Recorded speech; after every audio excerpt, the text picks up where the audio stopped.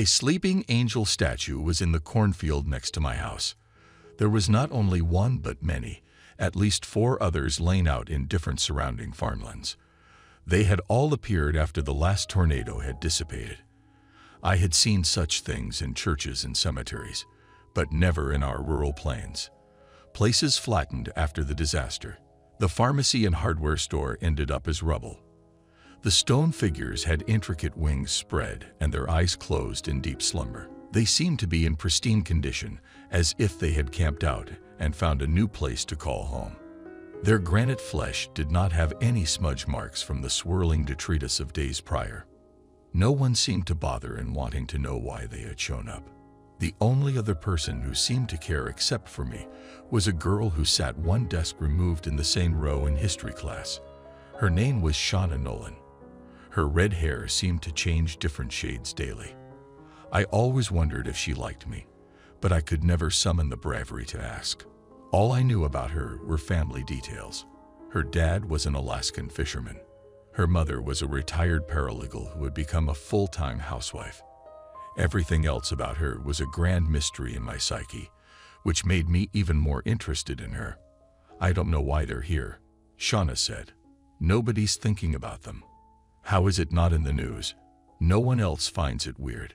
The girl she spoke to seemed far more interested in filing her nails than the discussion. "I do," I said as she turned around to face me. "One is only a few hundred feet from my front door." "Have you touched them?" Shauna asked. "They're warm. Mr. Shi, who runs the flea market, found one among his horses. I've heard rumors he tried to have it removed. Even with as wealthy as he is, he hasn't had any luck getting it off his property." The teacher shushed us with a smack of his ruler on the board. We pretended to pay attention. I caught up with her in the hallway after the bell rang. "We should try to figure out how many there are around town," I said. "It might be good to find out if any are different from the others, or to see if there's anything they have in common. It could be an artist trying to show off their work," she said with a shrug. "As you said, no one else seems to find it strange how this happened besides us. Let's check them out together." She stared at me with a blank expression for a second before she gave me a smile. "Fine," she said and proceeded to head past a row of lockers. "It's been a while since I've taken a long walk anyways. Meet me outside of the machine factory at 4 tomorrow." Our dinner table was silent. My father cut into his steak. His grubby, diesel-stained fingers clutched the silverware. He had taken his uniform off. His undershirt still carried the smell of Armor All, mixed with his first beer of the evening. Mother kept her head down as she ate. I picked the potato salad on the side of my plate without much of an appetite. The television was on in the living room with the volume turned down. The local news anchor reported on a robbery homicide. The crime had occurred at a Walgreens in Waterloo. It flashed to a local used car commercial. The salesman was a well-known con artist by the name of Holloran. He looked like Abraham Lincoln if he had a flat-top haircut and wider eyes. "Did anyone see the angels?" I asked. "Agent provocateurs placed those damn religious pieces," my father said. He downed his piece of meat with a long swig of beer. "Damn government using diversion tactics to keep our eyes off of where they should be. Their eyes have to be cameras. Surveillance equipment is put there to see how many guns the locals are buying downtown. The fat cats at the top are more afraid of an uprising than we are of gas prices, or it's all China." He shook his head and closed his eyes before he took another sip. "I scare myself with how right I am sometimes." "It could be a college art show," Mom said with a soft voice. "Young ones trying to get a bit of attention with their creativity. I've read about how those 3D printers are getting better all the time. Or he or she's an aspiring sculptor trying to hit their name out there." I didn't ask for a differing opinion, Dad said with a leering stare. "I'm going to check all of them out tomorrow," I said. Silence ensued and the air grew thick. My old man looked at me with an impetuous glance. It was the type of expression I had seen countless times. "You will not do that," he said. "No son of mine is going to have a mark of the beast placed under his skin because he went too close to an enemy spy drone. That's what they want, and I refuse to give our freedom to them. Do you understand, boy?" Fine. I lied as I finished my meal. Later in the night, he passed out on his recliner. I stole a bag of screwdrivers and a multi-tool off of his work belt and buried them in the backyard out of spite. I did steal his Smith & Wesson blade. I placed it in my pocket with a sense of triumph. Shauna and I met each other in the parking lot of the decrepit factory. The place had been a source of economic survival and despair in equal measure since the Dust Bowl. She retrieved the tablet from her backpack, turned it on, and showed me the screen. It was a map of our region. The image had 4 different photoshopped pinpoints at various sections of the town. "Have you eaten?" Shauna asked me with a serious gaze. "You should have something on your stomach before we begin. I have a feeling there are many more of them, if the rumors of their whereabouts are true." "I'm good," I said. "Perfect. I also have electrolyte packets and crackers if you start to feel weak.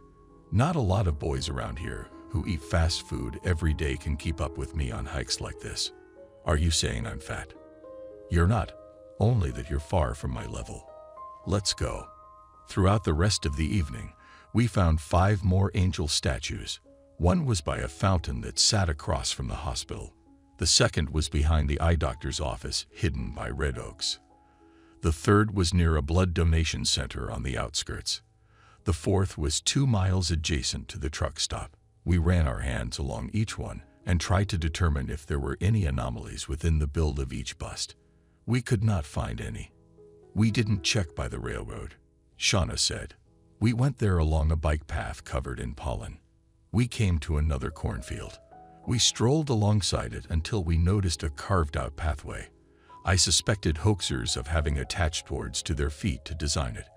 Forming artificial crop circles was their favorite way to laugh at the media. We came to an unspoken agreement to follow it. The width of the man-made trail was proportionate in its dimensions to the angels. By then the sun was lowering, and the stars were making themselves known in the wide sky. The maze zigzagged. The rustling noises we made echoed in the stillness. We came to the end of the trail. It led to a greater opening. A propped-up torch on a stone pillar illuminated everything within the clearing. There were also a dozen or so people there, and they all wore brown cloaks. We were so silent that none of them noticed us. Shauna grabbed me by the arm and pushed me backward. We ducked for cover between stovers. "Did you see that?" she asked. I shook my head, and she told me to get a better look. I inched out and gazed at the center of the space where the fire blazed. I could not believe what was happening as my body became paralyzed with fear. The 5th angel statue was there, but its head was beneath an old medieval-style guillotine. Its blade shimmered. I recognized the man who held the raising rope. It was Holohan, the dullest used car salesman in the entire county, or so I thought. Pinned to the chest of his robe was a silver piece, and it glinted under the moonlight with the maiden. I squinted at it to make sure it was not a skull and crossbones. It was a clock with a hand at the top center. I still had an uneasy sensation in my stomach. He let go of the cord, and the blade dropped. The angel's head tumbled. Shauna muffled a scream at what she saw. A pool of black blood oozed from the open neck. Someone grabbed my hands and yanked them behind my back. I struggled and attempted to flee, but they threw me to the ground. I looked over and watched as Shauna yelled in terror. Burly men placed zip ties on both of us and paraded us to the center of their gathering strange spectacle. Their uniforms reeked up close of sawdust, sweat, and fresh dewy grass. Holohan walked up to Shauna and kept his face only a millimeter away from her eyes. "Do you know who we are?" He stood and approached me after. "Did you two know whose ceremony you were interrupting?" "No," I said. "We didn't do it on purpose, I swear. My children were busy tending to a most significant ritual," he said. I wanted to tell him his followers did not look like anything but grown adults to me, but I chose to bite my tongue. "We are the 10 Midnights. See, children like you don't know what we do. There are 10 heavenly bodies. They look to the average person like a planet within your sphere of existence. The 10th is not visible. In sacred cosmology, this is often labeled the counter-Earth, The average human eye cannot perceive it. It is full of monsters that we must kill at any cost. You too can be recruits, but only in return for a promise of silence. What you have seen here today must remain secret. We meet with one another 10 times every month. We do this to control the beasts. Are you interested in helping us? I looked over at Shauna again. It was an effort to see if we should play along with such absurdity for the sake of survival. Yes, Shauna answered. We will, but please don't hurt us. Great, he said with a cackle. There are 10 steps to killing the evil ones sent here from the different reality. So the angels are monsters? I asked. Definitely. Though they have not done anything to harm us, they require killing. Our slayings must happen at midnight. Okay, I said, even though I contemplated how high he may have been at that moment. Now that we're briefed, can you take us out of these zip ties? Not yet, he said as he walked over to Shauna and grabbed her hair. First, we need to make both of you a part of our group. The only way to do that is to make you feel the same pain we did when we joined. I plucked my fingers with the limited mobility I had into my back pocket and retrieved a knife. I cut the ties and lunged at Hollowman. I grabbed him by the lapels and took him down with a foot sweep. As the men behind me rushed towards me, I cut Hollowhand's left cheek and stood with the blade at the ready. They cowered. Due to the lack of pockets on their cloaks, it occurred to me they had only one weapon. It was the French beheading device. Anyone close to me will get it, I said, feeling for a second like my uncle who used to tell me about his time in the military. I crouched and cut Shauna's binding. Get them, you damn weaklings, Hollowhand yelled as he stood. Shauna kicked Hollowhand's knee and then landed another flat foot against the stone pillar. It moved and the torch collapsed. The fallen dried corn stalks laid out by the wind all over the perimeter of the dirt circle went up in flames. I grabbed Shauna's hand and we sprinted as one of the cult members yelled an agonized cry as the fire engulfed him. We never returned to that area again. A few weeks later, Shauna and I went to her room and played video games. You haven't told anyone about what we went through, Shauna said. Right? No, I said. I always heard about politicians within the community being in nefarious groups.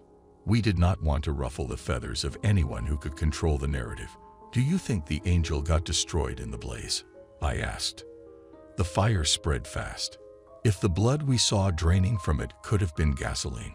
Hollowhan planned on killing everyone there that night. Crazy as he was, it wouldn't surprise me. The angels vanished, she said. No one's seen them since we left that field.